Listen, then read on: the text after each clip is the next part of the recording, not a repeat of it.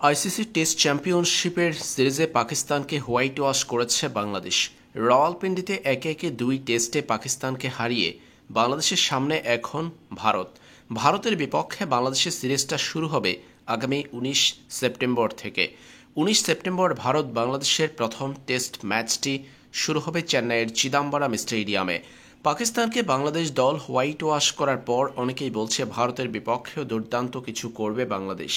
তবে এই বিষয়টি মানতে নারাজ ভারতীয়রা, বরং বাংলাদেশের সেই সামর্থ্য নেই বলে জানিয়েছে ভারতের একাধিক সাবেক ক্রিকেটার। সৌরভ গাঙ্গুলি বলেছেন, ভারতকে হারানো বাংলাদেশের পক্ষে সম্ভব নয়।